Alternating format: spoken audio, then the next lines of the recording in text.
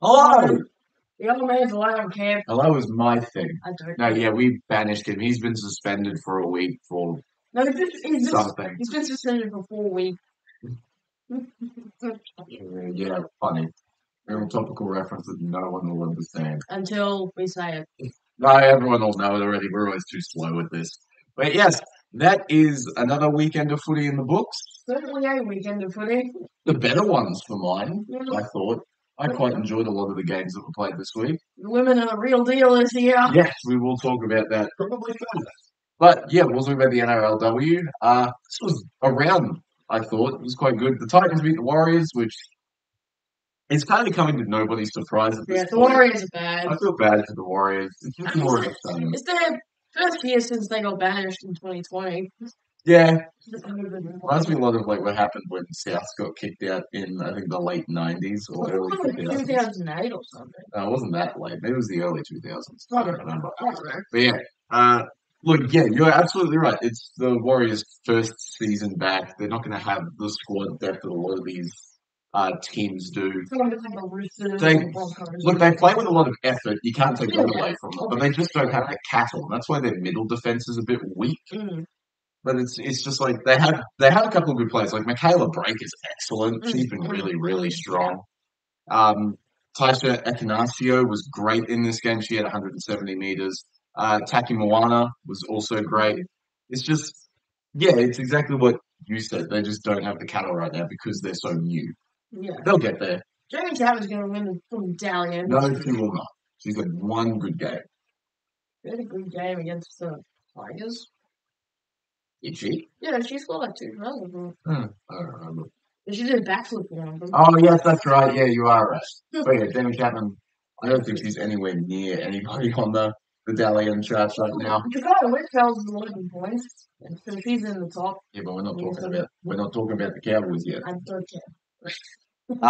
The Titans, they did what they had to do. They beat the Warriors. Georgia Hale was incredible in this game, playing like some sort of hooker lock hybrid role. She had 160 meters, 43 tackles, played the whole game. Just really strong. And like you said, Jamie Chapman was pretty strong. 3 line breaks, 14 tackle breaks. She was quite good against an understrength Warriors team.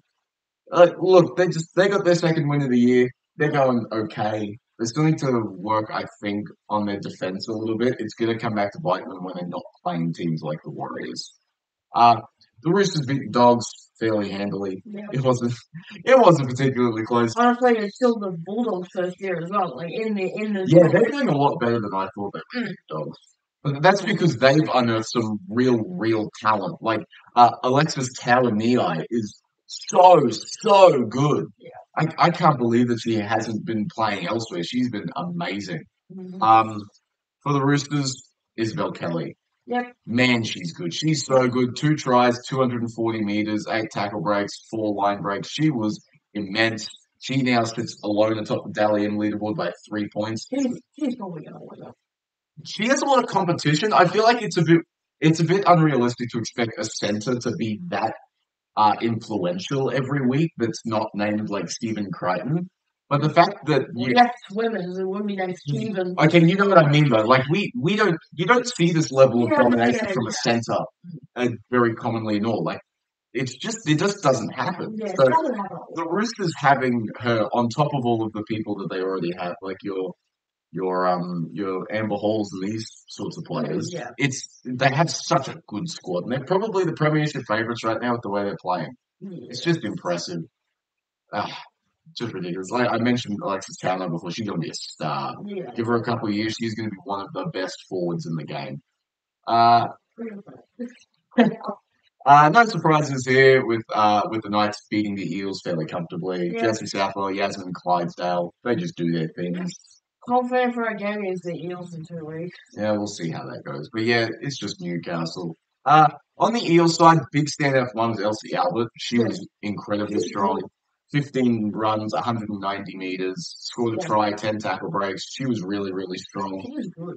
I feel because the Eels also have a couple of good players. They got Rachel Pearson as well, who's really strong. So they've got a couple of good players to build around. They're just lacking a little bit, I think. Yeah. It's just, I don't even know what it is. They're just lacking something, but I can't really like. I think they lack a bit of effort. Yeah, I think that's what it is. I can see that. They don't seem to play with as much enthusiasm as a couple of these other teams do, especially like Newcastle. Yeah, But maybe that's because there's nothing else to do in Newcastle except play football. yeah, that's And fair. maybe in Parramatta there's something more entertaining to do. Newcastle is like one of the most boring towns in Australia. Mining towns. Or maybe Alice Springs, maybe. No, A bit more no, boring. I'm not trying to be rude to the Novocastrians. I love them. They're some of the best football fans on the planet. Yeah. I've just never been. I don't know. From what I've heard from people who've been to Newcastle, there's nothing entertaining down there. It's a bit like Townsville. We don't have like a beach down or anything. The thing is, it's covered by the land. It's like Townsville, but in New South Wales. But we have a little bit more. We have like the Strand, and we have. We have the Strand that you have to pay to park at now. Well, we have a better NRL team than the Novocastrians do. Barely. Barely. I think we still do. I mean, this team's barely better. The women's team in Newcastle is definitely better than the Cowboys are. But yes, Broncos beat the Dragons. Funnily enough, the exact same score as the Knights-Eagles game. It was 30-6. That's an odd coincidence. Standout here for the Broncos, Julia Robinson. Yep. What a game from her. 240 metres, scored a try, 8 tackle breaks. She was incredibly strong. It kind of felt like as soon as Tegan Berry got sin bid for the Dragons, their chances of making a comeback were zilch. Because she is the reason this team is any decent. I don't think I did. I did. I watch games. You don't. I don't. This is the thing. You're just gonna I listen. like You're gonna listen to me talk about this, and you're just gonna be here, maybe disagree with something, and be completely wrong about it. Maybe. I watch some games. You have no shame. Oh, shut up. I mean, it's technically not a bad thing. No one on the Dragons ran over 100 meters. That's embarrassing. It's not great, is it? They just didn't have any of the ball. Yeah. The Line shows that. exactly. Yeah. Try. Final game of the round. Cronulla barely scraped by the Tigers. This game was very close. It's embarrassing, but I don't think it's embarrassing. I still think the Tigers are a lot better than their record suggests. yeah. They kind of feel like what the Rabbitohs are in the men's. I'm certain they're better than what they are. Maybe they just lack effort. I don't think they do. Lasana Lutu plays with immense effort. They have Kezi Apps on their team. She's one of the best forwards in the comp. True. She's been great. Caitlin Turnbull Score 3 tries. keeps scoring tries. They have good players. It's just not clicking for some reason. When it does, they're going to be a good team. So pay attention to them. For the Sharks, Tiana Penatani-Gray, easily best player on the ground for them. In a backline for Cronulla, which mirroring their male counterparts, gained 60% of their meters. It's amazing to be at the level she is consistently. She's such a great player. The Tigers haven't won a game yet, though, but that just feeds into my they're better than their record suggests argument. Yeah. I'm certain of it. I think they do a little bit of the Raiders as well. No, the Raiders are just bad. Hence, they lost to the Cowboys 26-0. Yay. This is how I hope this game would go, which is of things they haven't been able to say much this year. Are we the real deal? I don't think so. Not yet. I still think there's a couple of weaknesses they need to work on. We're playing really like bad teams right now. What we've played. They beat Cronulla. You can't forget that they beat Cronulla last week. We beat Cronulla. We lost like 20 to Newcastle. And then they beat the Titans and now the Raiders. So so they're not great teams. Look, maybe they're just warming into the year. Yeah. But you can only play who's in front of you, so I will take it. Yeah. This was just a really, really strong all-round performance from the girls, I thought. 60% of the ball, they completed 71%, which could be a little bit higher, but against the Raiders, it's not as big a deal. They probably should have won this by more, to be fair, because there was a period, I think, in the first half where they went 30 minutes without scoring any points, which against the Raiders is kind of scary. But then they just woke up in the second half and went bang. And I'm so happy I called this out in last week's preview for this game. Jasmine Peters was excellent. Yeah. She was so good in this game. She scored one of the tries of the season. It was like vintage. You remember that year, I think it was 2021, where Tom Trebojevic went absolutely ham? It was kind of one of those tries where she just like beat 8 people and scored from 70 meters away. It was excellent. She was great in this game. Bree Chester continues to be amazing. Yeah, She's so good. 29 tackles, no misses, 170 meters. Crystal Blackwell has really surprised me this season. she's good. She's been really good. I've been very happy seeing how she's progressed. Obligatory double dash shout out here. I thought this was her best game so far. She got a point on the Dally M leaderboard. She was good. She got a point. She played well. Off the bench, played 60 minutes, 100 meters, set up 2 tries. I think one of the girls got max points in Dally M's. I don't know who it is. It was probably Peters. Or Jakaya, maybe. No, I don't think Jakai Whitfield had that great a game. I mean, it was bad, obviously. I can double check that now, actually. Hold on. Anybody else in this game that you thought was particularly excellent? Well, I think it was just all solid. Just all solid There was around. some of them were pretty good. I will give them that. Some of them were really good, but all right. Maybe. Emma Manselman's been strong the entire year, though. She's just been great the entire time. Oh, yeah, right. Jakai Whitfield got 6 votes. I just think she was that. Bree Chester got 4, just to carry Whitfield. 4, that was fair. Marcus House got 1. I'm surprised Whitfield got that many votes. I didn't think she was that good. Maybe I missed something. They should swap those two around. Bree Chester's been so good. And the other one, and Whitfield should get. I want a little bit more out of S.A. Banu is the only thing that I'm... Yeah, she was still good. Because I'm thinking of the other people on the team. It's like Abigail Roche, she's great. Rosie Kelly's been good the past few weeks. Yeah. Whether it's Tillett or Dib, the halfback jersey's been fairly solid. Where is Kira Dib? I think she'll probably be back next week, although they're winning, so maybe she doesn't find her way back in. Tilla's been good, I guess. That's what we'll see. She's been very solid. Yeah. I think she has a better passing game than Kira Dib does. Mm. And you just allow Jakai Whitfield and Rosie Kelly and Emma Manselman to guide the team around and you're just there organising. I think that works. Yeah, I think that works. And then you think about the forward pack, like Lillian Yarrow is excellent. She's excellent. Lily Peacock has been great. Nevada George was good in this game. They've got a lot of good pieces. Mackenzie Wheels has been pretty good. Mackenzie Wheels been great. It feels like S.A. Banu is the sore, like the stub toe. Like she's standing out as not playing great. Well, she's been awful. She's been terrible. She's put on that one really good shot last week. But yeah, like, that's why I set the stage. It feels like she plays 5 good minutes of football and then is gassed. She reminds me a lot of Royce Hunt. Mm-hmm. Which, there is a time and a place for that in football, but for this Cowboys team, I don't know whether it's the best option. He plays like 10 minutes every half and then goes off and plays another 10 minutes. Feel free to prove me wrong, SA. You're too good. You're very good. I like you. Look, yeah, like I said before, I think there's still a bit of improvement needed for this team if they want to truly announce themselves as finals contenders. Yeah. But for now, I'm happy with them having a record of 3-1. It's pretty good. I'm pretty happy with that. Might make finals this year. I think they might. I don't know what the rest of their schedule. They haven't played Brisbane or the Roosters or any of these teams that are going really, really well yet. Yeah. Those will probably a couple. They'll probably finish because it's the top 6, right? Yeah. They'll probably finish 5th or 6th. They play the Warriors, Magic Round next week, and then they play Paramount. Oh wow! Okay, so all of their tough games are loaded. That's a little annoying. Yeah. But I guess we'll see how that goes. The Raiders just couldn't get anything going. They completed at 57%. Yeah. Not good enough. Samai Mataufa and Holly May Dodd, they were all kept pretty quiet. Samai Mataufa still got 1 Dally-M vote. So I think she was good. Well, she was the only shining light for the Raiders. Yeah, exactly. There wasn't much else. Apart from that, redhead winger that they have that's, really white. Maybe it's forward. Those were, the 2 opposite ends of the spectrum. Yeah, one's in the middle, one's in the You could not be more wrong unless you were talking about, Kane Bradley or something. But yes, it's just, this just appears to be what the Raiders are this year. They're just not good. Yeah. And it's kind of like the Tigers. It's sad, actually. Yeah.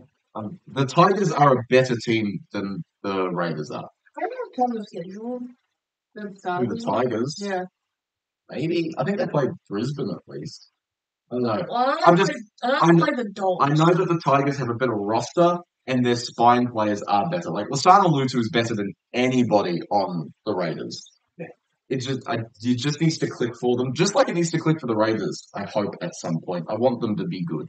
I want the Raiders to be good. Yeah, I think everyone likes the Raiders to be good. Everyone likes the Raiders. At least they have one good team, I suppose. Yeah. Yeah. Yeah. Yep. Yeah. They're still keeping winning. Yeah. Now the men. Just around. They're making a really good game. Weird round. It was quite cool. I liked it. Starting off with what I rightly called as a cracker, Chooks Storm. Melbourne should have won this game by more. I think the score line was a bit kind to the Roosters in this one because there was at least one try that should not have been one because James Tedesco was offside. James Tedesco was ages offside. But it's like I was very, very impressed with this performance from the Roosters. Like they completed it 80%, they had the majority of possession, they ran more meters, missed less tackles. They played well. Yeah. Their defense was just a bit weak, especially since they were already facing a Storm spine that was missing both Ryan Pappenhausen and Cameron Munster, and then losing Jerome Hughes halfway through this game. And they still couldn't score more points than that makeshift spine. That's a little bit concerning. Well, I mean, they conceded 34 points to that makeshift spine. That's not great for the Roosters. No. And they kind of needed this one because now they're like one win outside that dogfight for 5th through 8th. So it's an uphill battle for them to try and make finals now. Yeah. Which is sad because I actually like the Roosters now. I like the Roosters. I like the Roosters now. Not minded the Roosters. I don't know why everyone hates them. People didn't like them because they didn't develop any of their own players and just stole them from everyone. They haven't had it, right? They never developed a lot of their own people. Even though he's really good playing. Yeah, but he came through their system. It still works. Okay. I don't know. Standouts here, Sam Walker was phenomenal. Kicked for 400 meters, had 4 try assists. He's such a great player. Yeah. I feel like because he was out of the game for so long, we kind of forgotten how great an attacking player he is. Yeah. He's so integral to when the Roosters are good. Yeah. He's like the best soul of this team. I think, with how well the Roosters have been going this year, I don't know whether that's fully true, but he's certainly extremely talented. James Tedesco is the bones. Yeah, exactly. Daniel Tupou, once again, he's good. He's having one of the best seasons of his career. He's in contention for winger of ever. I think he should be in contention for Origin every year. Yeah, but I think everyone thinks he's too old now. Unfortunately, now he's stuck behind Grant Zach Lomax, and I don't think he has anything over those two. But he needs to be talking. I think he's 5th outright in terms of all-time try scorers now. Yeah. What a player! He's so good. Mm-hmm. Their attack looked a lot better also with Sandon Smith back in the spine. Yes. Because I don't know why Chad Townsend was there in the first place. Yeah, what's Chad in? Maybe put him in for the last game at Allianz. It's my ammunition as to why Trent Robinson is not a good coach. But, they'll look even better when Savala is back. But every game for the Chooks right now is must win. And the fact that they lost one makes it a lot harder. 2/3 of their games are teams that are inside the top 8, including really important ones against the Sea Eagles and Dolphins. Yeah. So they need to win at least those to have a shot at finals. I don't know what to think of the Roosters. I really don't know. Mm-hmm.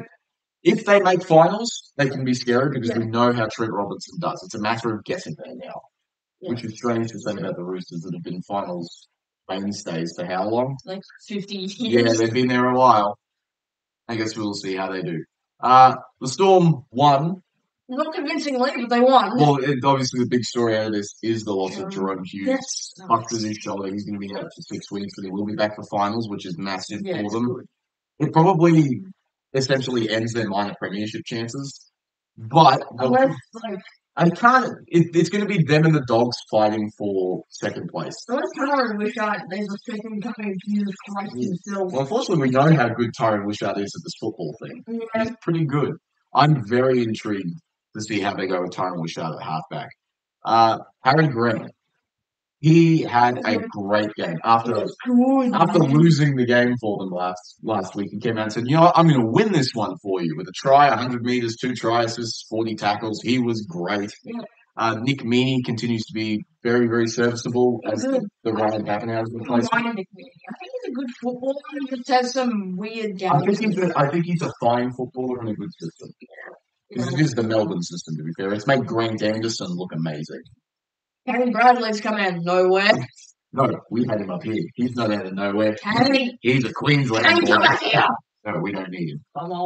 I thought Stefano Utuikamanu was also really, really strong in this one. He got 150 meters, 2 offloads, 28 tackles. They just keep winning, Melbourne. It's annoying. Like, the fact that they keep winning, my concerns about them still exist, though. Yeah. Because they've done this before, but this time it was different, if not because of the Jerome Hughes injury, that they didn't do their uber-convincing win coming off a loss this time. Maybe that means they're pacing themselves for finals, which I don't hate if that's the case. Good on you, but it's probably a good strategy. They probably should have put the cleaners through the Roosters in this game, and they've failed to. Yeah. Maybe that's more of an maybe that's more of a promotion of the Roosters rather than an indictment on Melbourne.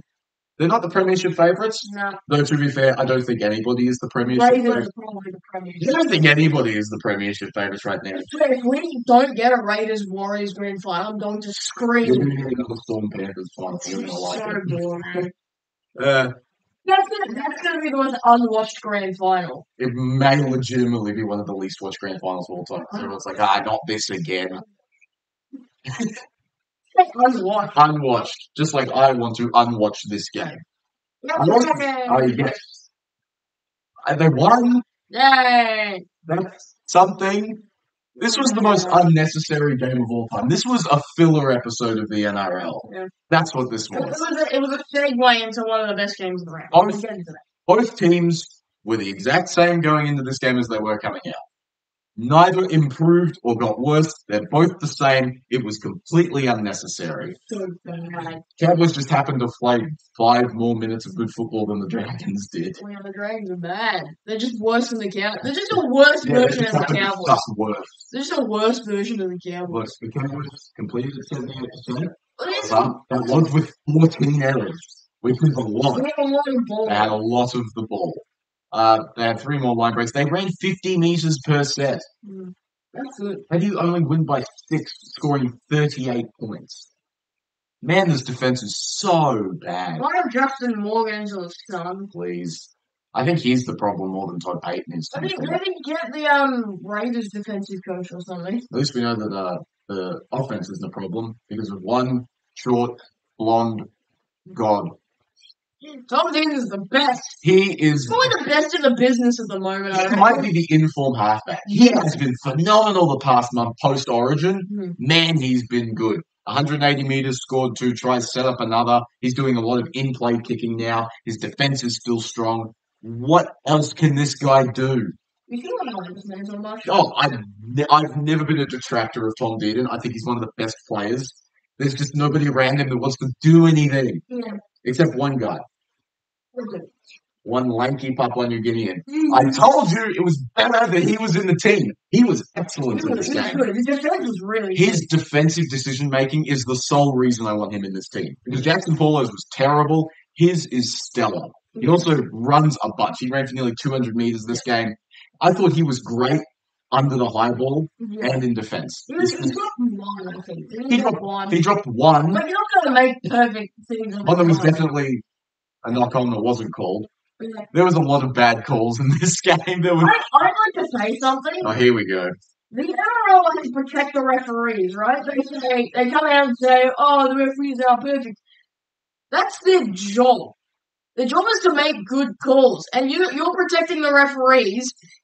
Make them make the right calls because they're gonna get lambasted anyway. Okay, my counter argument is that there's only so much the NRL can actually control about the referees. Make them make the right calls. They can't do that because referees are people. Maybe train them better or something. I don't know. Just do something. I do think they need to put more resources into actually bringing new referees in. Because the referees we have right now are absolutely because the current refereeing core is not up to scratch right now. I think they need to pour more resources into that and not just putting more screens in the bunker. That should be the thing that they're focusing on. I think a lot of the Braden Burns thing was really funny. Which one? Where he made a break or something? Was it this week that he was... Oh, no, that was against the Dogs, wasn't it? What was this? The one where he was, hit in the head, but not really hit in the head, and then got sent for an HIA. That was the Dogs, that's right. There was just some... Is it Melbourne? No. No, yeah, because it was the debutant. Yeah. It was that Rena Karma guy. Yes. But yeah, I thought the refereeing in this game was horrendous. It was not good. I'm not saying it was. And it's unfortunate because for the rest of the week, I thought the referees performed fairly well. Yeah. Besides one call that we will get to later on. Oh, shut up. Both ways too. You can't just say one way for that game. I'm talking about a different game. I'm talking about a different game. But yes, anyone else for the Cowboys? Braden Burns, I thought was quite strong. Yeah. His defense on the end of the line was a bit. He needs to fix that. It was just a bit of an off week for him, that side, because ordinarily he's good. Yeah, he is. He is pretty good. Cohen Hess is the best. He's the best forward on this team. Yeah. He's absolutely the best forward on this team. Yeah, what is he? He's 28.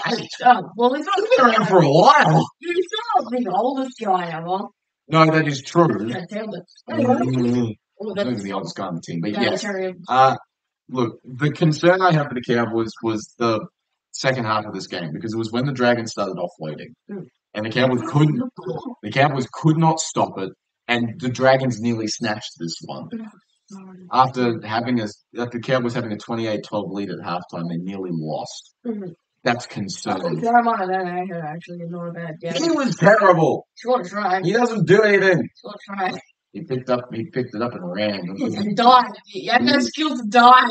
I can dive. Yeah. I'll dive right now. Okay, do it. No, I won't do it right now. Just eat them. No, I'm gonna land on you. Move. The Dragons. I thought Jacob Little was really good. Yeah. I like Jacob Little. He's a good player. Oh, this one moment was so funny. Which one was this one? It was the when the bunker reviewing the Lake and King Togia thing. Oh yeah! We heard Clint say it in touch, and we were just like, "Shut up!" and he laughed at us. That was funny. Funny. That was really, really good. I'll give full credit to Clint for just laughing at that one. That was funny. He absolutely knew Lake and Togia. He had a good game actually, Clint Gutson. I thought he was quite strong. Growth on his knee. I swear he had like cancer or something. I think it's a bit like when you see football players have like really wonky shoulders. Yeah. They'll have like a piece of it that just looks like it's missing. I think it's a similar thing there. Plus, he's like 50 years old. So that probably doesn't help. Speaking of 50-year-olds, I thought David Clemmer was really, really good in this game. He turned back the clock a bit this season, I think. It's been quite good. I don't know what to say about the Dragons. They're not bad, but they're good. So I can sum them up in 3 words. Inconsistent, frustrating, stagnant. Yeah. I think that sums up what the Dragons have been this season. Flanagan's stubbornness to not drop Flanagan is kind of ruining this team. This was the game between the two most stubborn coaches. Yes, exactly. I think they could have just not played the game and just had Todd Payton and Shane Flanagan have a staring contest, and it would have done just as much. This was bad. This was a crappy TV episode of football. This was a segue to a good game. Look, the Cowboys, mathematically, still in the finals race. But they need to win out. They need a few things to happen. They need to win out, which includes beating both Cronulla and Brisbane on the way home. Cronulla away from home. And they need one of the Dolphins or Sea Eagles to kind of drop out of the top 8. And they need I screwed this up. They need to win out. Yeah. They need one of the Dolphins, Broncos, or Panthers to drop out of the top 8. And they need either Manly or the Roosters to not be beneficiaries of those teams collapsing. The likelihood of that happening is precisely nothing. I mean, the Dolphins could. I would more be back of the teams that need to drop out. These probably the Dolphins. Yeah, it's probably most likely because Brisbane are going pretty well. And then hoping that Manly or the Roosters don't do that when I think both of those teams play the Dolphins on the run home. It becomes a bit of an issue. Yeah. I think if they win out, the most likely finish is 9th. However, theoretically, I think they can finish as high as 6th. Which is not happening. Which is not happening at all. Because it needs so much stupid stuff to happen. But us delusional Cowboys fans will believe in that. Who's us? You're the delusional one. I'm the realistic one. The Cowboys are not making finals. This was a game between the two most irrelevant teams of all time. Because they're not good enough to be in the finals, but they're also too good to be in the wooden spoon race. Yeah. Unless some drastic stuff happens. One of which happened in this game. Parramatta beat the Broncos. I told you they had a shot. Yeah. I told you they had a shot in this game. The Parramatta Mitch Moseses always get up against Brisbane. beating them purely out of spite for Brisbane's top 4 aspirations. They're just very lucky that the Warriors also lost this week. With Isaiah Iongi out, I thought the Jai Papali'i was excellent at fullback. Yeah. Aside nearly giving the game away on the final play, if not for Reece Walsh pulling a James Tedesco and being offside. Except this time, it was called. Oh, man, that would have sucked. Yeah. Yep. Yeah, that was bad. Oh, man, that was terrible. Yeah, Josh Papali'i was great. I thought Jack Williams, he shifted to the edge to cover a lot of injuries out there now. I thought he was pretty strong in this game. Look, Parramatta completed at 86%. That's good. They had the majority of the possession. They played well. Yeah. And they won. Brisbane They deserved it. didn't really play that. Brisbane played okay. I didn't think they were anything terrible. Can I set another scene? No. Please? No, you're not allowed to set scenes anymore. No, I'm setting a scene. Fine. Paramount. Going down left. Right? Passing down left to the field. The midget man on the field, Adam Reynolds, picks the ball, runs. He runs.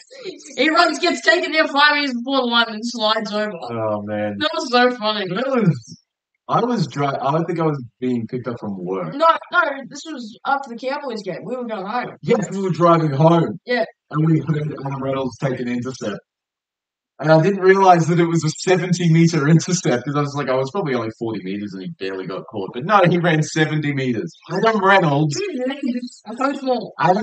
took an intercept and ran 70 meters to score. Yep. That's how dumb this sport is. Yep, phenomenal. That's enough of me saying things. Look, I think the big thing for Brisbane, especially in this game, is that Payne Haas is not 100% healthy. You can see it. He's had a back concern, I think, since Origin, and he hasn't had a week off for it, so that's going to exacerbate it. Plus, I think he got stood on in this game, so he was limping off the field, which gave every Broncos fan heart palpitations. Matt just come out and said he's okay. I don't believe him, but I guess we will see. He only played him for 50 minutes, and he wasn't nearly as effective with the ball. Like, he ran 15 times, but only for 130 meters. Maybe Brisbane are going to drop out of the top 8. I don't think they will. Because Payne Haas is injured. No, he's basically the heart and soul of this team. No, he'll be fine. Reece Walsh does nothing. Pat Carrigan is okay. I think Brisbane probably should have rested him this week because I would prefer having 17 healthy players and run the risk of having someone not play as well as Payne Haas does on 60% health. But, I'm not paid for this. Adam Reynolds, we mentioned him before with his intercept. He was really strong in this game. He was really, really good. I didn't really watch this game. The car. Yes. Well, from what I was listening, and I went back and watched the first half of this game that we missed. I thought he was really strong. Yeah. Reece Walsh. He's bad. He's not bad. He's rough and diamond. He's the human equivalent of live by the sword, die by the sword. Yeah. Unfortunately, both happened in this game because he's an excellent attacking player, but he also makes a bunch of errors because that's his play style. Very Scott Drinkwater-esque. Yeah. So, I don't think he's bad. I just think you need people who are more solid around him to do that, for that to work anyway. The entire team has kind of become the embodiment of that moniker, and we've seen the die part against Parramatta. They're on 10 wins. They sit in 6th. They're now half a game behind Penrith, who are in 5th, and a whole game behind Cronulla, who are in 7th somehow. So they're not guaranteed to finish in the top 8 just yet. Yeah. Shush. It'd be so funny for them to slip in front of the Broncos. And look, the fact that their play style is so high risk, high reward isn't necessarily conducive to long-term success. But, they nearly won this one, so I guess that counts for something with an injured Payne Haas, with a Parramatta that isn't playing for anything anymore. No, they're just throwing the ball around. They'll probably be fine. They're just throwing the ball around and having fun. I don't really have much concern for Brisbane. I think they'll be okay. Yep. Who I don't think will be okay, however, are the New Zealand Warriors. You say something again, I'm going to murder you. This was the second upset of the week. I think the only upsets were those two. Mm-hmm. The fact that they happened back-to-back is quite funny. Mm-hmm. Easily the more surprising of the two upsets, however, because I gave the Titans no chance in this game. They decided to finally play with some passion. They finally decided to play with some passion for Dez's 500th and legend Kieran Foran's final NRL game in New Zealand. It's good to see this team actually has the potential for some quality football. That makes me very happy. Yeah. Go to Titans. It just doesn't happen. Exactly. Like they completed at 90%. The Titans. Yeah. It's insane. They were great. I like great attacking players like Jaden Campbell and They should have won this game by more. And my reasoning for that is I think either late in the first half or early in the second half, Jaden Campbell makes a line break. Clean line break, he's straight through, into the backfield. Charles Nickel Clockstead is back there. He slips over, sticks a foot out, and trips Jaden Campbell. That's a professional foul. He should have been sent to the sin bin. It's still a trip. A trip's a trip, mate. It's a sin bin. It's just that one really annoyed me. But now that the Titans have won again, the Spoon Bowl gets kind of interesting. A little bit. They seem to win one more game. Well, they play the Rabbits in a couple of weeks. Spoon Bowl. Maybe. Spoon Bowl. Hopefully Canada get on board with it again. It'll be fun. Yeah, but see, it's not happening around 27 yet, so I don't think they will. If we can get them back-to-back years, that would be great. There's so many teams on not many wins. I'm excited for it. The aforementioned Jaden Campbell, like you brought up before, is a great attacking player. I thought he was very, very strong in this game. Jamin Jolliffe has really stepped up in the absence of Tino and a lot of these forwards. I thought he was quite strong. And I thought Mo probably had his best game of the season. He was really, really strong. 14 runs, 162 meters, played 62 minutes, 40 tackles. Not much else you can ask out of a starting forward, in my opinion. Kieran, why do you have to beat your home club? Kieran? It's Manly. I don't think he's ever... Or maybe he played for the Warriors. Isn't he a Kiwi, though? He's New Zealand by descent, yeah. The Warriors aren't... Why'd you beat your descent? What, you wanted him to throw the game for the sake of the stuff running? Yes. Glad to see you don't play football. Look, for whoever is the coach of this roster next year, it's a promising performance. Whether or not they have David Fafita next year or not, I don't think is relevant right now because they didn't have him here and they beat the Warriors. He's not good anymore. David Fafita? Yeah. Well, he's been injured too much this year, I think. And he hasn't been trying, which is sad because I like him. A good send-off for Des.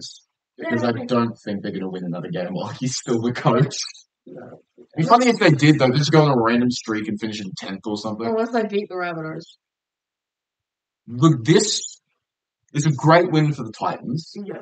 It's a very concerning loss for the Warriors. Yes. Because, like, for as much as I've been preaching the entire season that the Warriors are not a good team, for as much as I want to dance in the flames of the wheels finally falling off, I'm not that sadistic. I like the Warriors. Everyone likes the Warriors. Everyone likes the Warriors. I don't want to see them be terrible, but it feels like now the injuries are starting to pile up. Luke Metcalf was clearly carrying this team. I still don't think James Fisher-Harris has been the signing they wanted. Their edge defense is still a bit weak. Aaron Clark's still been good. Aaron Clark's been good. They have great players, and that's the reason they're still sitting in fourth. But it's like... Where's it going? With Metcalf. Who's sure is going with him? Now I feel like and they lost Wade Egan 13 minutes into this game, which didn't help either. It doesn't help either. It reshuffled the spine. They had to push Chanel Harris-Tavita to hooker and play Tamari Martin at halfback, which was, it probably didn't help their attack at all, but still, they were not great in this game. They didn't play with a lot of energy. This was a home game for them. That's where they get up the best. Mount Smart's one of the hardest road trips in league. And the Titans just kind of waltzed over them. Something with Brookvale. Absolutely. It's just a little bit, it's quite concerning. Hopefully it's the wake-up call they need. That's all you can hope for this game. Maybe this will kick the wires right up the butt and say, hey, you can't just walk through teams. Yeah. I hope anyway. Hope so. Because I like Warriors. I like the Warriors. Be good. Yeah. Be good. I just want Penrith to be in the top 4 again. That's to fall apart. No. I want them to fall apart. In terms of players, Roger Tuivasa-Sheck, he was so good in this game. 270 meters, line break, scored a try. If a little bit defensively shaky, I thought. I didn't think he was great on the end of the line. The forward combination of Jackson Ford and James Fisher-Harris seems to be working well. They had 280 meters and 100 tackles between them, so they were quite strong. They're one win inside the top four. Yep. They're one win ahead of the Sharks. Yep. They have matches against the Dolphins and Dogs coming up. Very, very important games for them. They almost needed this. What should have amounted to a free win, and it didn't. Do we think Tanner Boyd may not be the right option playing halfback? I don't think it's the right option playing halfback. Who else do they have? Martin. You put 5'8" then. Channel. I keep Channel. There is a hooker. He's played hooker before. Yeah. Well, but Wade Egan's only been there for a week. Yeah. Here's an interesting idea. I predicted this in the preseason, albeit under completely different circumstances. There is a particular, very famous last name that just recently tore it up in New South Wales Cup. Named Jet Cleary. Oh, yes. Maybe. Maybe. I don't think you can risk doing that. I think you need a more established half to at least play out the rest of the season. You know, maybe you can catch fire hitting finals. Because Tanner Boyd's a good player. He's a good player. He's just had a couple of weeks. I think he'll be fine. I hope the Warriors are fine. I like the Warriors. It'd be nice to see them get how good would a home qualifying final at Mount Smart be? How good would that be? Oh, very good. It'd be amazing. It'd be good for them. I guess we'll see how they go. I like For the Tigers. Keep winning games. Up the wires. Someone who did not win a game was the Tigers. Tigers so bad. I don't think they're bad. They just kind of ran into a buzzsaw because Penrith are really good again. And I know you don't like it, but I do because I like witnessing it. I like witnessing greatness. You just like witnessing the downfall of the universe. Yes, because then it's all over. Yes. Then it's finally over. Yeah, Penrith were just dominant in this game. In my opinion, they have officially re-announced themselves as premiership contenders. Yeah, I don't think they were ever really out of the conversation unless it was like they were in last after unless it was like round 10. In round 8, they were in last. Now they are in 5th and have a shot at the top 4. Warriors keep winning. What a turnaround. Warriors keep winning, please. Look, please. 55% possession, completed at 88%. They had 600 more meters, 6 more line breaks. They ran 50.7 meters per set. Tigers just didn't get the They ball. were just dominating the entire game. They were led by the usual suspects, the Holy Trinity, if you will, of Nathan Cleary, Isaiah Yeo, and Dylan Edwards. Tom Jenkins. He's good. He's the second coming of like Fui Moi. No, not even close. No, Cleveland Fire Law. No, absolutely not. Not even close. First of all, Tom Jenkins is about as white can get. Have you seen the guy? He looks like if I shine a torch on him, he'll get sunburned. But yeah, it's like look. I think what's changed now is like obviously everyone is seemingly fully healthy. Like Dylan Edwards is fully healthy now. Nathan Cleary's fully healthy now. Isaiah Yeo is always healthy. But it's like he never gets injured. He never gets injured. He's such a great player. I love him. He was great. He had 47 tackles, no misses in this game to go with 140 meters. He was strong. Nathan Cleary ran for 180 meters and set up 3 tries. Yeah, because one of those meters, one of those tries was on forward pass. Yeah. That was so fast forward. The 1-2 Cleary was very forward. I'll give you that one. And Dylan Edwards, 2 really great weeks now, over 300 meters again. Bad. He's just had like an off year this year. So I don't think he's been healthy for most of the season. He seems like he's in good shape now. Yeah. And randomly now, Lindsay Smith has become one of the best props in football. I don't like Lindsay Smith. He's so solid, isn't he? Penrith, but I like him. He's so good. I love him. And the knock on Penrith coming into the season, and rightfully so for about the first third of the year, was they hadn't recruited well enough to cover the people that they lost, right? And now you're looking at these people that they've brought in. Your Tom Jenkinses, your Casey McLeans, your Luke Garners. These people that were struggling at the beginning of the year. Like Casey McLean, I thought was terrible at the beginning of the year. Isaiah Papali'i was a non-factor. Yeah. And now all of a sudden they're playing out of their skin. This is what Penrith was missing. And now Blaise Talangi is looking like a legitimate foil for Nathan Cleary. Yeah. And now all of a sudden I'm thinking, where's the weak spot in this team? Yeah. They've done exceptionally well.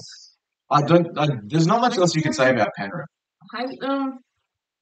I know you hate them. I hate them. But they're 2 wins outside the top 4, so they're not guaranteed a second bite at the cherry just yet. Yeah, They need the Warriors to fall over. They also need the Sharks to not be the beneficiaries of Come that. on, Warriors. Yeah, it's winning. definitely possible. I don't want the Rift to be in the 4. We're gonna have 5 in a row. We're gonna have Storm Penrith here. I'm booking it right now. What's the date?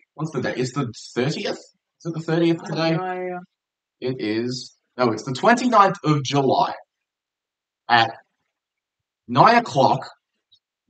I am predicting a Melbourne-Penrith grand final again, and the universe will collapse in on itself. Melbourne will get the job done. It's like that period in the mid-2010s of the NBA where it was always the Cleveland Cavaliers. Yeah, the Cleveland Clavicles against with LeBron James against the Steph Curry Golden State Warriors. Yeah. It's that for like 3 or 4 years in a row. That's kind of what this feels like. Or like that period in the the early 2010s and late 2000s when Manly and Melbourne were the 2 dominant teams and met in grand finals a few times. Might be just like the 2000s and 2010s of the NFL, just the Patriots and nothing else. Yeah, well, it hasn't been quite 20 years yet. The Patriots are Melbourne. That's what they are. Yeah. But yeah. That's just Penrith. They're really, really good. No, they're not Melbourne. They're, what's it? That's not the Steelers. The Eels. They were good back in their prime, man. They're really bad. Yeah, but the difference is the prime was ages ago. The Eels are like the Dallas Cowboys. Yeah. But back to actual football. We should do a short on like comparing NFL teams to NRL teams. I think people have done that before, but I can try it. Let's see. Well, there was one guy that started comparing NRL teams to F1 teams. Yeah, gross. Falcons Roosters. Okay, the Tigers. They were dominating. Yeah, there's not much else to say. They really missed Jareem Buller. He's so important to this team because for as much as Sunia Taruva is a great player in his own right, he's not really a fullback for mine. He's a winger. He's a winger. He ran 260 meters. Nearly half his meters were post contact. It was a very good performance from him. It's just not as well, so that's good. It's just not a fullback's performance. It's a winger's performance. Terrell May can only do so much. Yes. He can only play 70 minutes and make 50 tackles. I reckon he could probably carry the entire Tigers squad on his back. He's probably strong enough. Probably.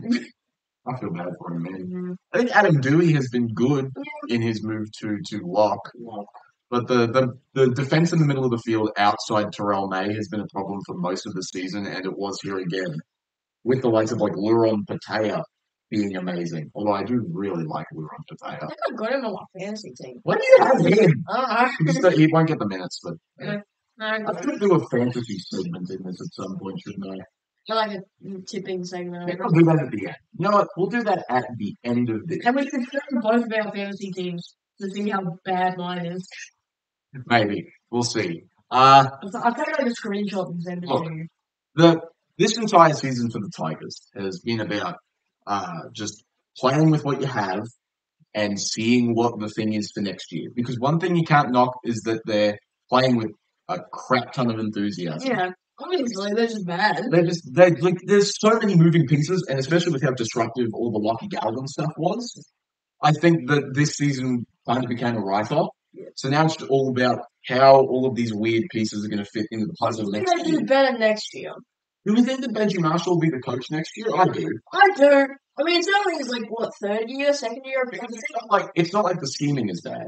It's not like the team isn't playing for their coach because they love playing under Benji Marshall. It's just there's so many moving pieces that it takes a bit to gel. Next year, I think they're going to be a good team. Yeah.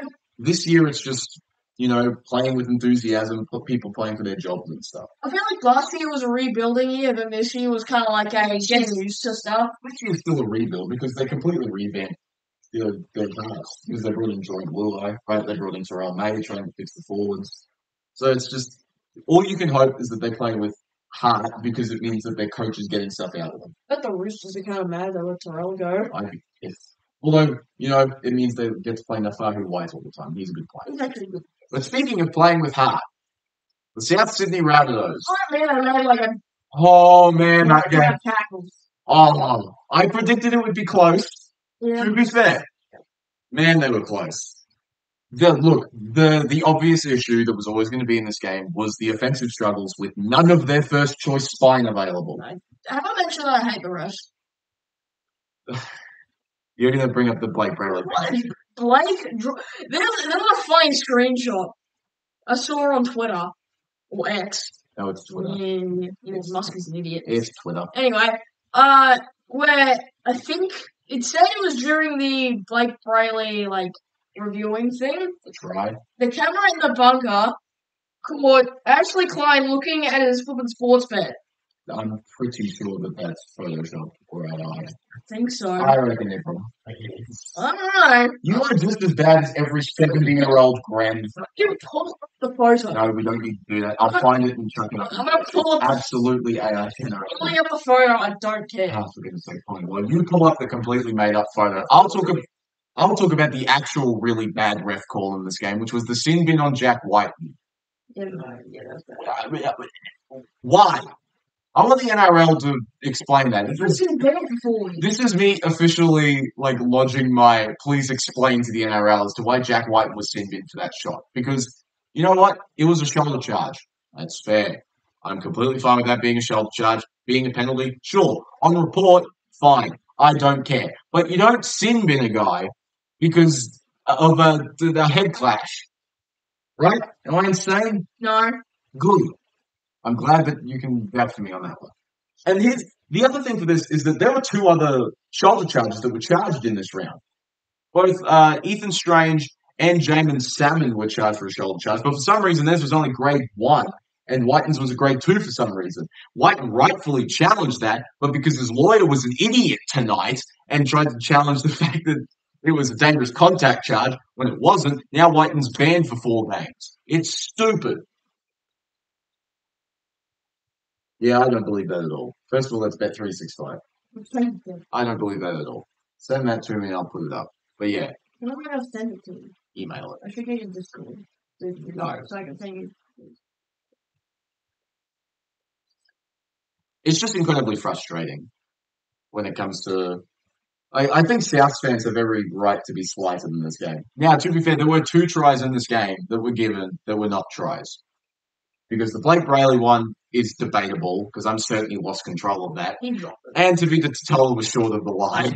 What did you comment? He was completely short of the line. So now we're left with just a bad game offensively anyway. I think this game said a lot more about Cronulla than it did about Souths. But speaking of Tavita Totola, he's injured. He is injured, but I thought he was very, very strong in this game. Of course, his best game of the year comes when he busts his shoulder. If that isn't just how the season has gone for Souths. Just bad. Ryan Gray, what a beast in the middle of the field. Churned out 70 minutes and 65 tackles. Was he the debut song? No, that was Ashton Ward, who is built like a stick. And he's short. Yeah, what is the South's fascination with short, skinny white men? That's an honest question. It's like when the Roosters were signing all the people with the last name Smith. That was funny. It's not over. Look, the Roosters have not the Roosters. Yeesh. The Rabbits, they have a couple of winnable games to try and pad their record, but I mean, they can try and avoid the spoon, I suppose. Please don't. Please lose to the Titans. Please lose to the Titans. Please. Look, Cronulla won, but yikes. Yikes. They had 61 tackles in the South Sydney red zone and came away with 2 tries. 2 tackles in South Sydney, mate? Lots. Lots is my answer, because they didn't have much of the ball, to be fair. The Sharks had 58% of the ball. I don't know how you only win this game by 2 points, especially against a team that is injured to all hell.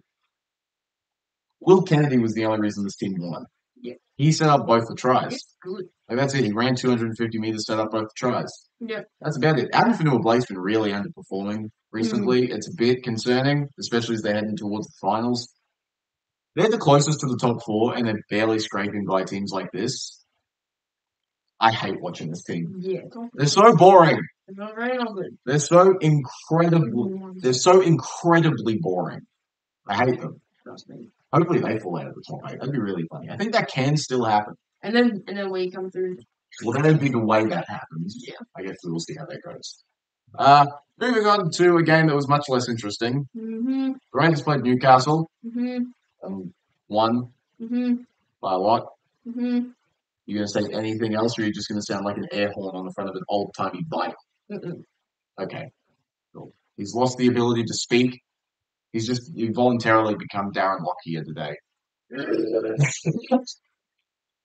So, look, the Raiders heard all the concerns that I had over the past few weeks of them letting teams back into the second half of games. So they decided from now on, we're only going to play the second half of games.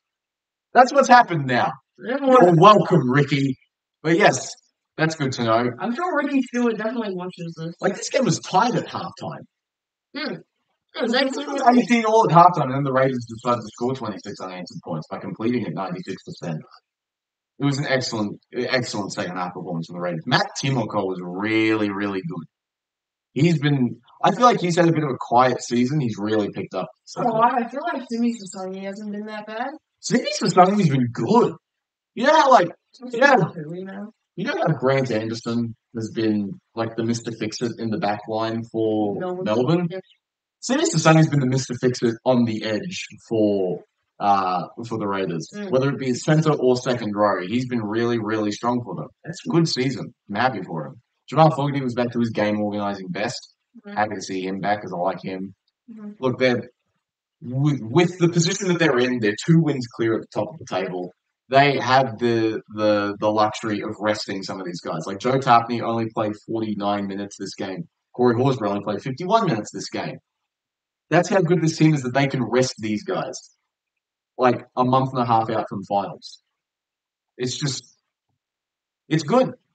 They basically have the minor premiership locked up now, I think. I don't think anybody's going to catch them.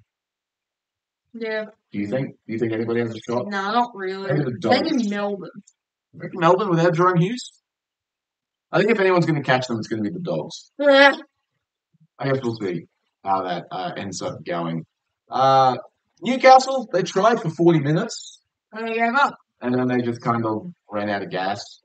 Like, really. That's what happened. I don't know if Brian should get fired. I don't think he will. He won't, because Newcastle are a bunch of doofuses. No for Castrians or idiots. I think they need a competent offensive coach. Because Adam O'Brien, for as much as I've lambasted him for the past multiple seasons of how bad I think he is as a coach, he's clearly a great defensive mind. Yeah. Because, Newcastle's defense is excellent. Yeah. But they just can't score points. They need someone who can run an offense. They should have picked up Justin Holbrook instead of the Roosters. I wonder what they'd be like if they'd done that. Yeah, they could have actually good. Imagine Justin Holbrook with Caleb Potter at his disposal. That'd be terrifying. Yes, there's flying around. I hate it. Look, it's just the second half. The second half was really, really poor from Newcastle. They finished with 45% of the ball. They completed only 66% by the end. Missed 36 tackles and conceded 7 line breaks. Didn't do anything. Yeah. The Raiders are the best second half team right now. Yeah. I don't think there's anything that would discredit that. And Newcastle are just not a great team right now. That's the issue. Look, Pipings Paul's great. He continues to have a really, really good season. The Tigers seem to have picked up a good one. And Leo Thompson's back, which is also fun. I like watching him play. But it's like they couldn't go for 80 minutes. They can play spoiler for a few teams, though. Like, they played the Sea Eagles. They played the Broncos and the Sharks on the run home. They could definitely eke out an upset against one of those and possibly end that team's top 4 chances. However, they lose Bradman Best for a month, so that doesn't help either. Why him? Man, I wish he could stay on the field. Why does anyone get injured? Tom Trbojevic, part 2. How much injuries do we have? Yes. Speaking of dominant wins, that was the most I think the Bulldogs are fine. That was the most predictable. Well, not predictable. I think that's. It's the thing. You're talking about predictable. It was boring. It was boring because of how good it was for the Dogs. Yeah, how bad it was. Seagulls. Dogs were great. The seagulls had all the resistance of the sea cucumber. Why does it say seagulls? Seagulls. Because I shortened sea eagles to seagulls. It doesn't make any sense. It's a completely different animal. Seagulls. Sea eagles. I'm not talking about seagulls. Is that what you're thinking I'm talking about? No. Oh my word. Sea eagles would be like the color of seagulls, but they'd be as big as bald eagles. I have no idea what this guy's talking about. Yeah, the Bulldogs were great. Yeah. 56% of the ball, 87% completions. They ran 900 more meters, had 9 more line breaks, made 12 more meters per set. It was just domination. Yeah. I wish they weren't good, so the Lockie Galvin thing could be proven as correct. He's a cancer. Unfortunately, he was really good in this game. Fortunately, Lockie He made Galvin. one play last week and took over the headline. Yes, and now that he was, I can guarantee he was better in this game than last week by a long shot. No one will talk about it. Yep. Because it wasn't as flashy, but it was a great performance. I'm going to talk about the stupid rabbit who's 50 million tackles. He was good. Matt Burton continues to do Matt Burton things. He's good. I like Matt Burton. He has a very big boot. Yes, he was good. He ran for 240 meters in this game. He doesn't utilize like the floaters or anything anymore. I do wonder why he must have been told to put it away. I don't know why he just wouldn't do it every single set. Why would you, like, if you're inside your own half, if you're like your own 40 or something, maybe not just sky it. Maybe not to tear the like hamstring or something like that. Maybe, I don't know, maybe it's an injury concern, I don't know. Like to break his foot like Mitch Moses did. Maybe, who knows. Jacob Carraz. He's I like him. I do like Jacob Carraz. I don't have Carraz. 200 meters, 2 tries, 7 offloads. Just incredibly strong. They've got great weapons all over the shop. I have a feeling I'm probably not going to be able to afford Jacob Carraz because I already made a trade. Yeah, we'll talk about that later. Look, if what we saw from the Dogs this week is what they're going to be for the rest of the season, I'm perfectly fine calling them premiership contenders. Yeah. Because this was phenomenal. Imagine a Raiders Dogs grand final. I think the universe would implode. The most... No, it'd be like the Seahawks game in the NFL. It'd be an earthquake because of how much noise from the Dogs fans. No, the Bulldogs fans would go absolutely vapid. It would be great. The Raiders fans would be blocked out by all noise. Sadly. No one wants to live in Canberra, but everyone likes the Raiders. On Manly's end, I don't think there's much to talk about. I just would. Besides Holy Moly getting injured again. Oh my word! Look, apparently, like, Holy moly. I always follow, like, the NRL physio when it comes to these sorts of things. Apparently, at the time he came back, he had a 90% chance of re-injuring his shoulder. So this was almost guaranteed to happen. It's just, it sucks because I love watching him play. He's so strong. Don't have the holy moly. I thought DCE was good. He kicked 2 40-20s. That's what's fun. Oh, nice. That's like that. It's just like their offense was not great because their forward pack could not get anything going. It's because Holy Moly got injured. And the Bulldogs' edge attack is one of the best in the competition. I think Ethan Bullimore's been pretty good. I like what Ethan Bullimore's brought to the team this season, but he's really the only forward that's done much. Holy Moly. Apart from Holy Moly, when he's been on the field. But yeah. Moly. Look, even like Tom Dragojevic, like the move to centre has been... The move to centre had been good, but then he came up against an actual good attacking centre, and all of his defensive ineptitude was on display. I think he's washed. I don't think he is. I think he's changed his play style to be a bit more conservative, which is why they're putting him at centre now. They shouldn't. Give him a season training at centre, let him work on his defence, and I think next year he'll be a lot better for it.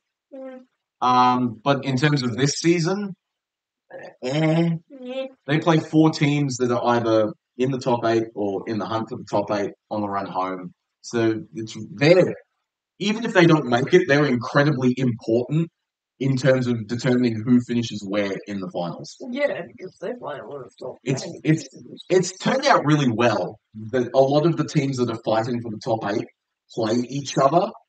So it's going to be really, really fun over the next month and a bit to see how the ladder ends up finishing, because nothing is set in stone yet. I'm very, very intrigued. That's that for round 21. But the only thing that's set in stone is that the Raiders are definitely making finals. Yeah, I don't think they can drop out now. No, that was already announced like a few weeks ago. Yeah, okay. That makes sense. I saw I saw funny. I won't even call it funny. I saw an amazing thing. I think on Instagram. That was someone doing like all the possible like best and worst finishes for each team. The Broncos can finish first and last. They can finish at every position on the ladder from now until the end of the season. What a season. What a great year of football. It's great. I love it. This is so I good. saw that stat, I just didn't understand what it meant. Yeah, it's great. Moving on. Yeah, It's Teamless Tuesday. It's time to talk about some teams. that's fair. So, I don't know what to say to that. Yes. For the NRLW, the Cowboys come up against the not winless Warriors, the one-win Warriors. Say that 5 times fast. Warriors. At Queensland Country Bank Stadium. Yeah. The Cowboys tried out the same crew to beat the Warriors, the Rangers. QCB, it was Magic Round. Oh, it's a Magic Round. You're right. It's a McDonald Jones. I completely forgot about that. You're right. Oh my word. I'm so sorry. It's Newcastle. It's in Newcastle. Like all the games are this weekend for the NRLW Magic Round. I'm sorry about that. That's a great initiative. I really like that. I like the women having a Magic Round as well. That's really good. Well, at some point, it's probably going to get to the point where it's going to be at Suncorp as well. I hope it does. I hope it does. Look, you know me. I'm extremely cynical. I don't think it ever will. I'd love it to, though. I think McDonald Jones is a start. That's the home of NRLW, I feel like, because Newcastle are pretty good. Oh, Newcastle's the home of rural rugby league. Yeah. It's great. I love it. It's kind of NRL, so like NRLW and NRL. Well, there's nothing to do in Newcastle. That's also fair. That's again, it's like Townsville. There's nothing to do. They have a few more things to do than Newcastle, I reckon. Like what? The show. Yay. Strands. No one goes there. The only reason anyone goes to the Strand is for Juliet's. The Killers? We have the Killers. Yeah, I don't think we did get a Killers concert. I don't think Newcastle did. No. Go back to the show. Yeah, they only ever went to the Capitals. Yeah. Anyway, football. Anyway, yeah. Football. We got carried away with the Killers. Anyway. The Cowboys come up against the Warriors at McDonald Jones Stadium. They ran out the same crew to beat the Raiders, which is good. Continuity is always good. Payne should take some notes. Yeah. No, I disagree strongly. Actually, yeah. Keep Marley in the team. You've got that rule, bitch. Stop spoiling things. For the Warriors, Emily Curtin is back at halfback, which is great for them. And there's a bit of shuffling going on in the forward pack. Fotumawala and Katai start in favour of Butler and Gray. Kia reverts back to the bench. Yeah. The Cowboys playing well. The Warriors are struggling. Look, the thing you can't do against the Warriors is take them lightly because they play with a crap ton of enthusiasm. If you take them easy, you will get your pants pulled down. Don't do that. You'll win. I've tipped the Cowboys by 8. Yeah, I can see them winning by more, though. I can definitely see them winning by more. I think I only tipped them winning by 12. They have the attack to be a really good team. Their outside backs are phenomenal. The defense also isn't that bad. Like, they held the Raiders to nil. I think the Cowboys, look, the Warriors' big weakness, like I've said multiple times now, is their middle defense. So I'm looking at people like Mackenzie Wheel, like Lillian Yarrow. Free custody and a try. Like Lily Peacock, even, to really, really make their mark on this game. Yeah. So I hope that we'll see that. Now, when Troy scored last week from the Titans against the Lions? That's a good question. Most of them were down the right side. But that's because the Titans forward pack isn't great either. And their main weapon is a fullback. Yeah.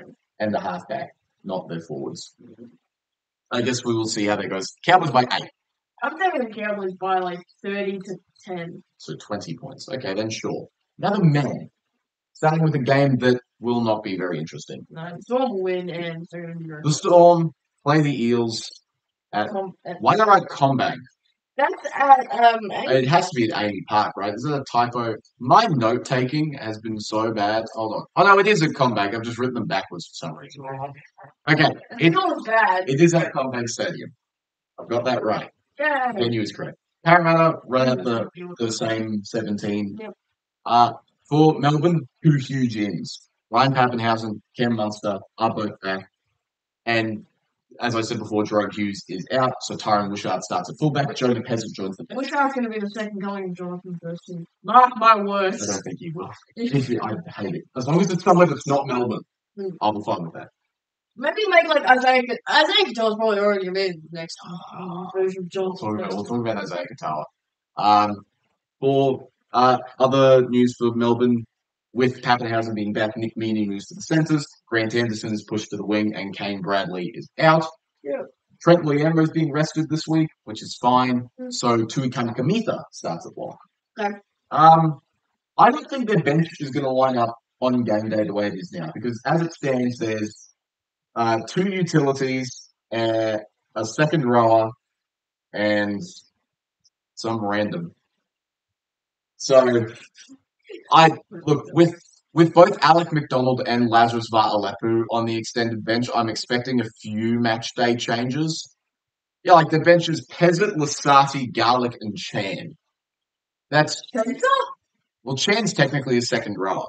So they've got second rower, middle forward, utility.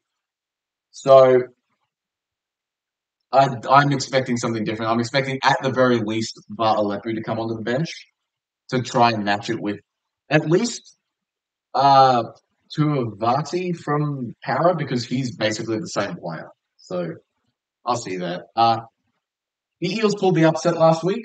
Yeah, Melbourne have most of their star power back now. Melbourne are better than Brisbane by a landslide. Melbourne will win by a couple of tries, I think. Melbourne will win 40-6. Really? Yeah. You think it'll be that bad? Yeah. I think more like 30-16.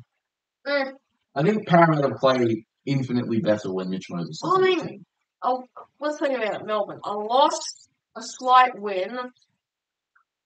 A loss, a slight win. And now they're probably coming off a slight win, which Craig will not be happy about. To be fair, he probably wouldn't have been happy about the loss. But I feel like they're going to get up this game. You reckon? Yeah. Interesting. Yeah. The Storm have won their past 2 against the Eels at Combank Stadium. Again, it is against Para, so they could do anything. It is Parramatta, so I have no idea. Melbourne by a semi-comfortable margin. I still think Parramatta are better than their record says they are. Melbourne by 30. You think a lot. That's a scary proposition. Okay, now we move on to one of the more important games of the round. The Warriors come up against the Dolphins. It is at Mount Smart Stadium, but to be fair, so was the last game. For the Warriors, Channel Harris Tavita and James Fisher-Harris are both out with calf problems. So Tamari Martin starts at 5'8". Dimitri Vainauga starts at prop. That's good for them because he's awesome. Wade Egan is out through concussion protocol, so Sam Healy starts. Freddie Lussick and Tane Tuapiki join the bench. For the Dolphins, 3 big ends. Cody Nikorima, Felice Kafusi, Mark Nichols. They're all back. The guy is back. Huge for them. So Jake Averillo shifts back to the wing. Oblix Taufa moves back to the bench. Harrison Graham, Peter Hollett, and Tavita Naufahu all drop out. The Dolphins have not won at Mount Smart Stadium. They've only gone for 3 years. However, the games they have played at Mount Smart, they've gotten progressively closer to winning. Like, their first game, they lost by 22. The second game, they lost by 12. The last game they played there, they lost by 4. Look, I can't imagine the Warriors coming out of this game as lethargic as they did against the Titans last week. I think if Andrew Webster is worth his salt, he'll put a rocket up them and they'll come out firing. However, Isaiah Katoa is playing far too well. Now with Cody Nikorima back, now with some of the forwards back, I think the Dolphins are going to win this one. Oh, no. It could be pretty high scoring, actually. I just thought them in the Wires because I like them. Right. I'll say my always the Cowboys. But I don't know if it's going to be like a blowout. I don't think it'll be a blowout either way. I think whoever wins this game is going to be pretty close and hard fought. I've tipped the Dolphins by 6. I'm going to tip the Warriors by 6. That's fair. I'm working on flipping the Warriors going to win. I'm not going to dissuade anybody picking the Warriors, but I just feel like the Dolphins have the higher likelihood of scoring lots of points, especially now with Tanner Boyd instead of Luke Metcalf playing for the Warriors. I can see that. And now with Channel Harris to be out, and Wade Egan out, and they're missing James Fisher-Harris. I think there's a likelihood that the Dolphins win here. Still tipping the Wars. That's fair. All right, next game. Broncos Bunnies, Suncorp Stadium. I'm tipping the Bunnies. I don't care what anyone says. What? I want them doing so bad. Same. Okay, the Broncos, there's 2 changes. Both of their starting wingers have been dropped. So now Selwyn Cobbo and Dean Mariner are back in the team. Who was starting wingers before? Arthurs and Karapani. Okay. So yeah, there's that. I mean, I'm great to Cobbo's playing, but Dean Mariner's a great player in his own right. I really like him. For the Bunnies, Jack Whiten, obviously now suspended for 4 weeks. So he was named under the assumption that he was going to get off. He hasn't. So Lewis Dodd, I imagine, is going to come back into the halves and play alongside Jamie Humphries, who's back at halfback. Bailey Bentley Harpe is back on the wing, which is fine, I guess.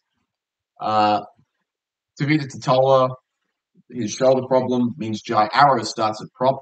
Jacob Host is on the edge, and Thomas Fletcher joins the bench. No. I think that's it. I think it's Tom Fletcher. I am listening. I'm just hearing. Or it's either. Have I screwed this up again? Is it him or is it Fletcher Myers? I don't put Fletcher.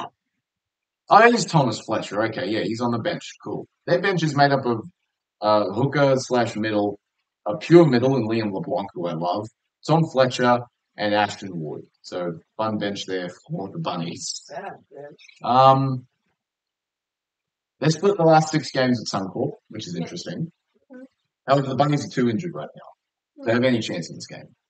And I see no way the Broncos are as bad as they were last week. I think the Broncos are going to win by 10 in a fairly low-scoring game. I don't like the Broncos. I know you don't like the Broncos. They're the Bunnies. Go for it. Yep.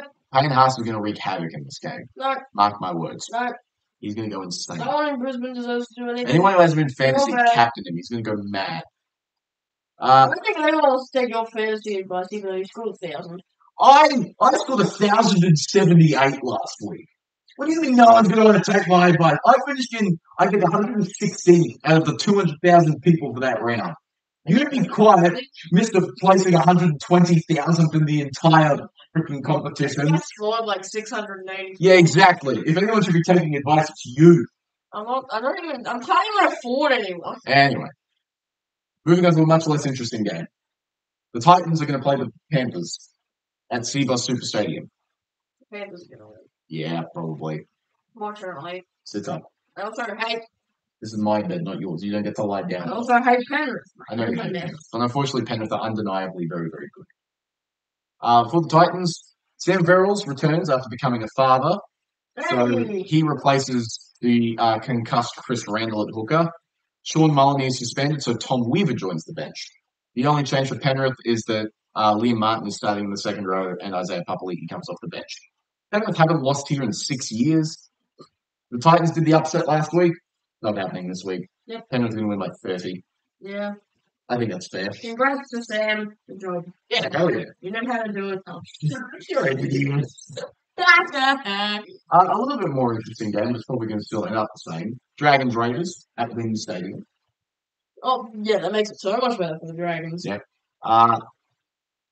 Michael Mollo starts in place of the injured Jaden Stewart, and Hame Sele joins the bench in the changes for the Dragons. For the Raiders, Sebastian Chris is back at centre, so Simi Sasangi moves back to the bench, and Noel Martin drops out after scoring his first ever NRL try last year. Yeah, there's 3 Martins. Liam. You doofus. Look, these 2 have split the last 4 games at Wynn Stadium. I think the Raiders. Yeah, the Raiders are contenders. The Dragons are an annoyance. They'll put up a fight for 40 minutes. It'll probably be like 14 all at halftime or something, and then the Raiders will just in the second half, because that seems to be what they are now. Raiders by 20. Yeah. I think that's fair. Yeah. Now, also very important game. Okay, so radar off. Very important game. This is very important. Tigers. No, Seagulls Roosters. Yes. Huge. Couple of days. At 4 Pine Park. Change for the Manly, necessitated with the injury to Homolai Kawatu. Corey Waddell starts in the second row. Jake Simpkin and Tommy Talau join the bench. Gordon Chen Kum Tong is relegated to the reserves. For the Roosters, a few big changes. Billy Smith and Hugo Savala are back. Mm-hmm. So Ethan King goes to the 18th man. Sam Smith is out with concussion protocol, but that's covered by Hugo Savala. Yes. Celeste Fiketti and Spencer Leniu are moved back to the bench. Siwa Wong and Egan Butcher start. Wong's on the edge, Butcher's at lock. Benjamin Iwulu. Still haven't figured that out. He comes on the bench and plays Zach Docker Clay. Manly have won the last 2 at 4 Pines Park. This is an immensely important game for both of these teams. It's a borderline must-win. Come on, Chuggies. I think the Roosters are going to want this more. We wear golden points in this game. I hate Manly. Roosters by 1, with Sam Walker kicking the winning field goal in the 84th minute. Roosters by 4. What do you think they'll win it in regular time? Daniel Tupou's going to score the winning try. Oh, in golden point? Yes. Just an intercept. Outpaces Jason Saab. Or the one underneath Olase. No, not Marky. Does some stupid thing. That would be hilarious if Marky Mark does something great, but yeah. Marky kicks a field goal.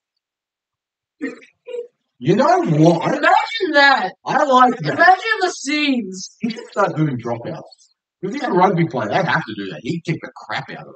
Yeah. He's done that already. I think rugby fields like longer than league fields. No, they're the same length, but the ball is rounder, so it flies further. For league or? For union. Okay. The ball's rounder. Yeah. Fatter. Yeah. So how balls work. Because union plays a fat notch. No one likes fat balls. Anyway. Bad joke, bad game. Tigers Dogs. Yeah, that's going to be bad. At CommBank Stadium. Wait. The second CommBank Stadium game of this round. Good news for the Tigers. Doreen Buller is back. That's not going to mean much. I think it might. It'll mean something. It won't mean much. What happens is Sunia Taruba moves back to the wing and Isaac Thompson is out. Samuel Fainu and Royce Hunt are back in. So Tony Sukar moves to the bench. Jack Bird is ruled out. For the Dogs, Connor Tracy is out with what seems to be a really weird injury. Gus Gould, I think, called it an inferior epigastric artery rupture, which is horrifying. I want to see that thing in my life. It's like a hernia on steroids. It seems like, but instead of the the fascia tearing, it's an actual blood vessel. I thought it was like a gut. So he'll be out for a month, which is not good. So the fullback now with Blake Taff. Unavailable through, I think, a hamstring complaint, is Jacob Carraz. He's played 1 game at fullback, I think, in his entire career. This will not go well. Yeah, it's bad for my fantasy anyway, because he never scores well at fullback. Well, he's only played 1 game, so you can't really say that. Jethro Riakama is back on the wing.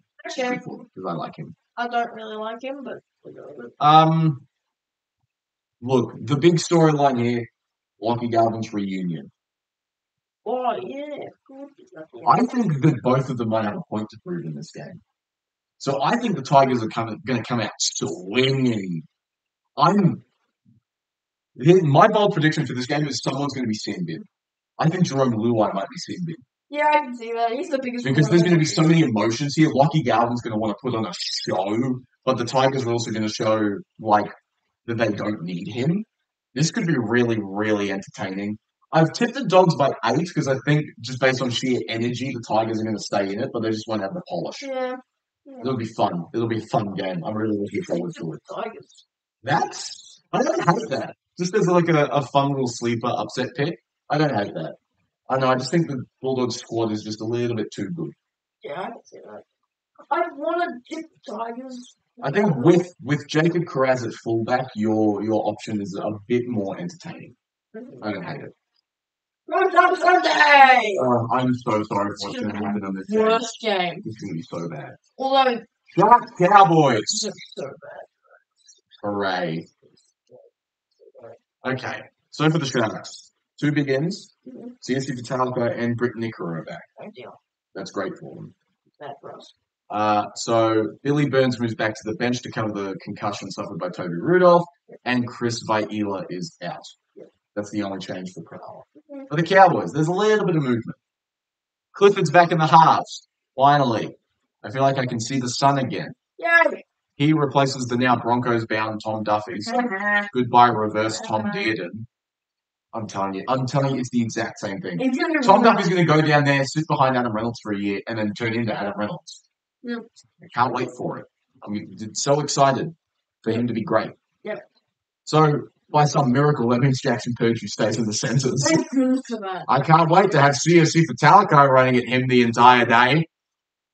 I'm so excited for that. Good.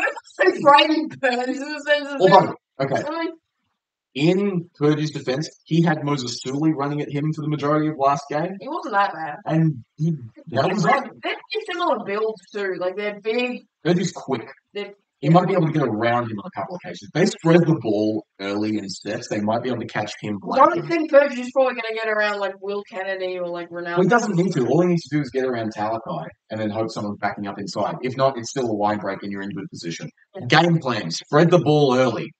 Other news, Carl Lawton is suspended. Good. So my most anticipated debutante alert of the season, Marley Butin-Garnier, is finally in this team. Thank goodness. Oh, I've been singing this guy's praises for a year. He's so good. He's only improved this year in Q Cup. I'm so excited for him. Future Origin forward, Martin. I mean, I guess he's from Tanzania. He's from Tanzania. When did he move to Queensland? Because he was in Q Cup. Good question. I have no idea. I'll need to look into that. But yes, he gets his first shot at NRL football, and it could not have come to better time. Excellent selection. Good job, Todd. You did something right. Yes. That's very rare. The last Cowboys win they had at Shark Park was obviously that qualifying final. The last regular season win they had at Shark Park was in 2014. My word. Yeah. Our record down there is almost the same as the Knights' record up here. They never win at Shark Park in the regular season. They just can't do it for whatever reason.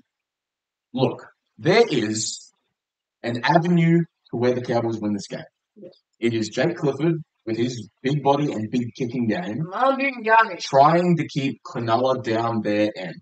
This is going to be such a field position important game. Yeah. If the Cowboys can go with them for the first 20 minutes, they might have a shot. Yeah. Especially if they score a try in the first, like... If they can try and jag a try, like, especially how, like, the South did. Their scramble defense on their own goal line was excellent. And as soon as they got down Cronulla's half at the end of the first half, they scored a try. Yeah. The Cowboys need to watch that game and play exactly like that. Because this is the season.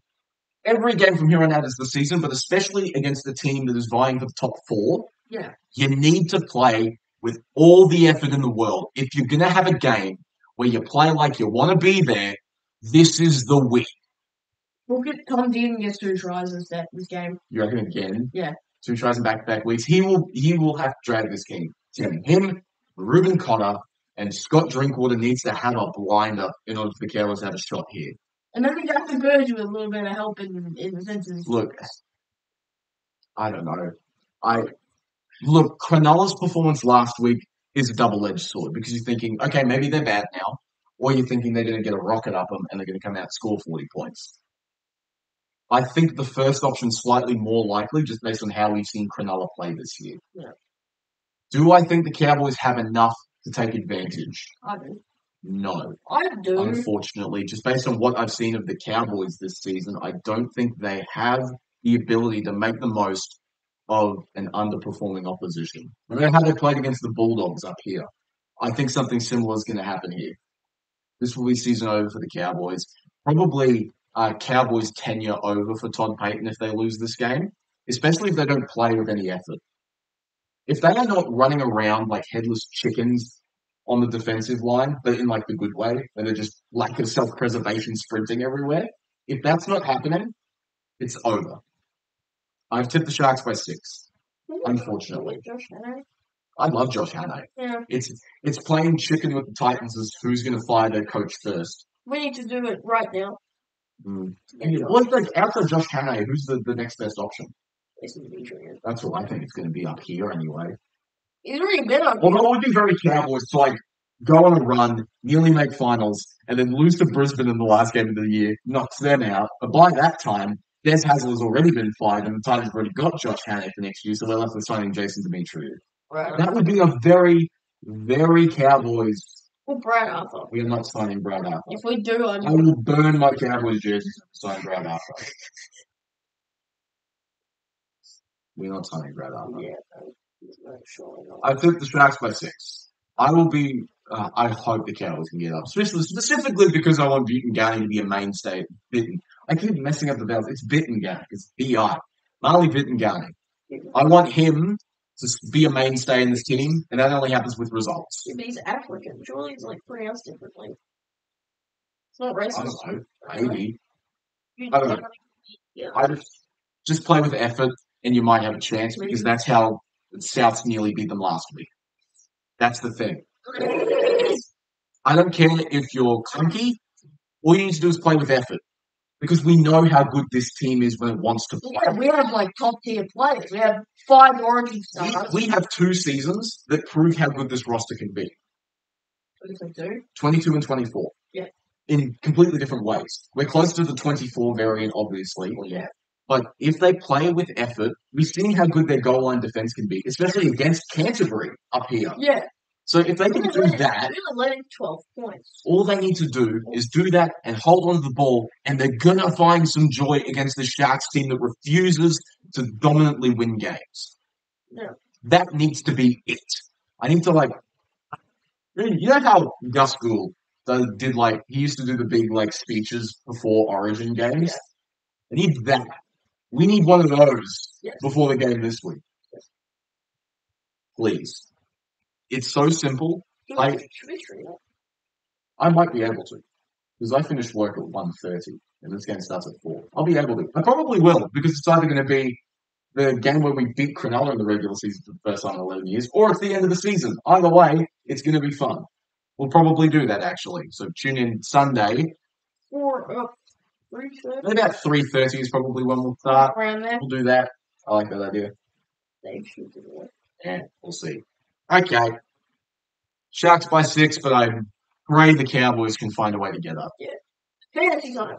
Yes! Yes! You segment! Impromptu segment alert. We have to add an animation. You have to make an animation that says fantasy time. If I had the talent, I would. Okay, so I'm just looking at my team now.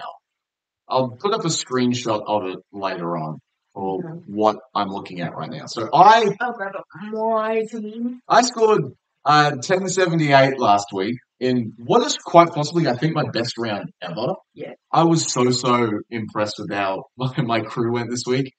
And it should only be better because it's the same few, plus now I've got Herbie Farnworth back. So I guess I'm trying to decide because I've got a couple of options, because Latu Finu, I think, has made all the money he's going to make. So I'm thinking of cashing him down, probably Joash Papali'i. And that leaves me with 200k to do something with one of 2 players. Because Celeste Fiketti, who has, at least for the moment, been benched by the Roosters, so he won't get as many minutes, and he's reliant on playing quite a few minutes to score points. And Ruben Garrick, who is underperforming on the back end of an underperforming spine. I don't know who to get rid of. Do you have any suggestions for me? Is it Garrick or is it Fiketti? Or do I just not do anything and save the 5 trades I have? Oh, man, we're playing Sharks. Yeah, they're playing each other. Oh, okay. Well, if the Sharks are going to win, I'd say Fiketti, but I have no idea. I'm not keen at this fantasy thing, okay? I got 726 last. Fiketti being on the bench was a big concern for me, because all it takes is Manly to play one decent game and Garrick will churn out a 40 at least, which is fine, and I can loop him anyway because I've got enough good players above him. I'm actually in the middle of a pack for fantasy. I'm at 116,000. Oh my god, there's nearly 300,000 teams. I didn't think there were that many. How much did you score last week? 726. Yeah. I'm still lost. This is really, because I'm fairly highly involved in the NRL fantasy online community. So I'm in 3 head-to-head leagues. I'm in my own one that I have with our family. I'm in the official fantasy amateur sub league, and I'm in one called the Doghouse, which is set up by one of the guys in the Discord for people to join. I want to join. No, I scored 1078. I came up against, by sheer utter coincidence, the team that scored the best of the entire round. Just my luck. I don't know what to do. I don't know what I'm going to do. I'm probably going to... If I'm going to get rid of one of them, it's probably Fiketti. When do the Roosters play? They play on... Oh, they're the late Saturday game. That's so... Can I check, what rank everyone is? on the usual fantasy thing? Probably not. Rankings. I don't know what I'm going to do. I'll put up a screenshot just to see. Okay. It's been a bad season for me. I started without Payne Haas and without Luke Metcalf, and that kind of screwed me over. And I held Kalen Ponga while he lost 200k. That was a mistake. I'll probably do like a review as like a mini segment come like the end of the season. We'll see how that goes. I think that's about it. I think I'm done. You have anything else you want to add about this week? No. Or next week? Go Cowboys. Yeah, go Cowboys. That's a good message to end on. Look, I don't know what to think about the Cowboys Sharks game. I really don't. I mean, I know what I do think because I'm extremely pessimistic that the Cowboys are just not going to show up and get run off the ground. My optimistic self says that they have a shot. I don't know. We'll see. Right. I think that's it. We will see you all on Sunday when we stream possibly the end of the Cowboys season. Hopefully not. We will see how that goes. Sayonara. Thank you, guys. Hope you have a good week with your tipping, with your fantasy, unless you are a fan of the Broncos and Sharks.